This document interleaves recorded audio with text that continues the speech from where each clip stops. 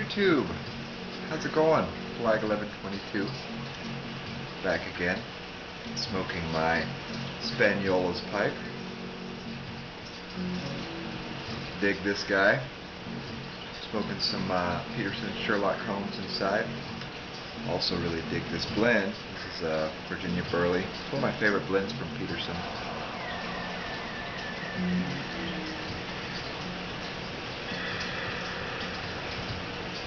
Wouldn't really put this in the aromatic category, but definitely seems like it has some sort of topping on it. I've loved this for many, many years.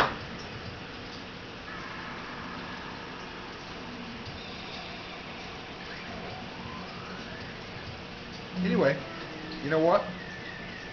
I feel like doing a book review. I haven't done a book review in a long time. It's been a year since I did a book review. I do read a lot. I'm really picky about what I read, though. I have a wide variety of things that I read. I read, of course, novels and biographies, and I'm an avid comic book reader and love graphic novels.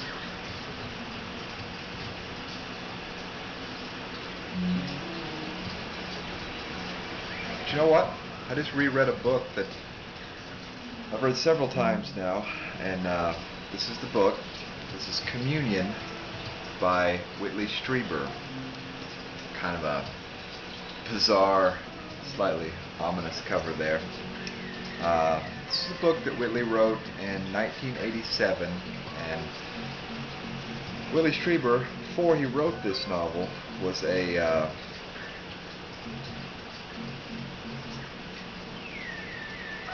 somewhat famous horror novelist.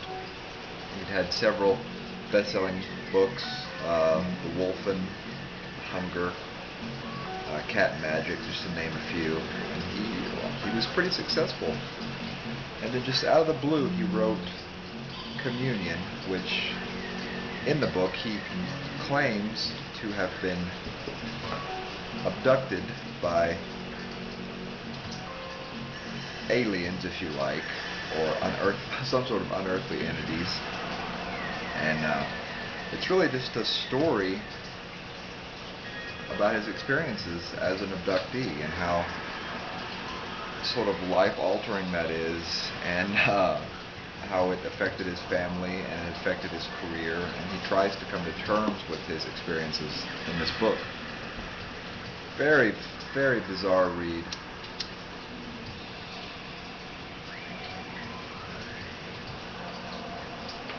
And I know a lot of people say, come on, aliens, it's ridiculous. But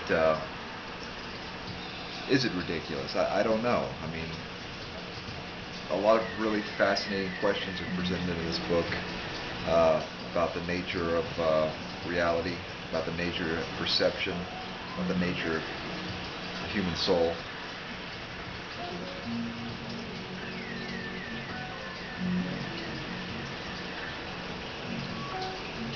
Whether you believe Whitley or not, he's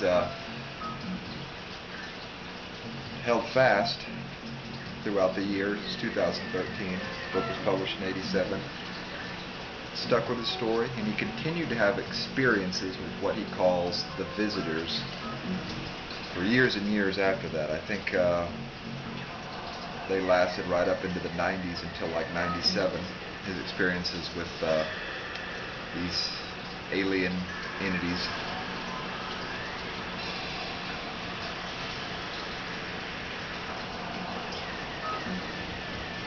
They made a movie, Communion, Christopher Walken starring in it, and he plays Whitley Strieber in the Communion movie, and it's kind of a mess of a movie, really. Walken just completely takes it over, as he does with any other movie. I love the guy, but it's hard to get a performance out of him that's not sort of, well, now as we think Christopher Walken, kind of a stereotype performance, but you know, it was what it was.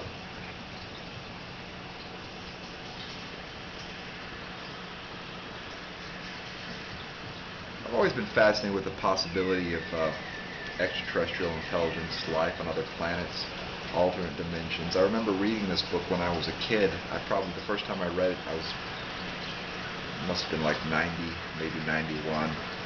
I saw this cover in the library.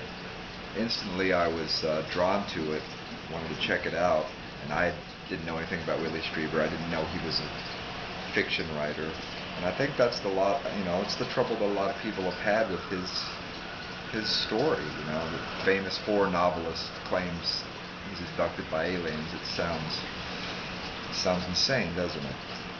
But if you're interested in things like the paranormal and the unknown, and if you just want a really fascinating read, I highly recommend Communion by Whitley Strieber. It's a short book. Only it's right under 300 pages, so not too heavy of a read. After Communion, his career changed dramatically, because he claimed the book is a true story. It says right there, a true story by Whitley Strieber, and the press got a hold of that. He was really just put through the ringer. Lost a lot of credibility. His career as a best-selling novelist after this book faded away. And like I said before, he wrote, I think, 4 or 5 other books dealing with his experiences with the extraterrestrials. So, like I said before, if you're interested in the paranormal and the obscure, UFOs and all that, you should check it out. I urge you to keep an open mind while reading it.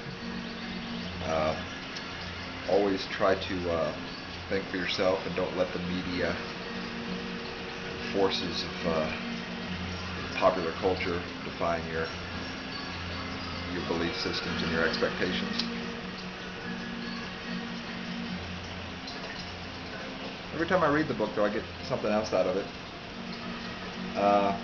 Whether it's true or not, I think Whitley believes that it's true in his mind. He's taken a lie detector test and passed a lie detector test. I know the lie detector test can be fake, but it's fascinating stuff to theorize and speculate about life and other planets. Anybody that believes that we're completely alone in this vast universe is not only a closed-minded individual, but God, it would be terrifying, wouldn't it, if we were the only ones.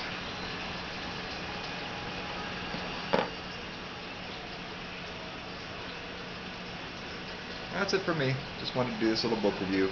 I might start throwing a book review in, maybe every other month or something, because, it's fun to talk about books.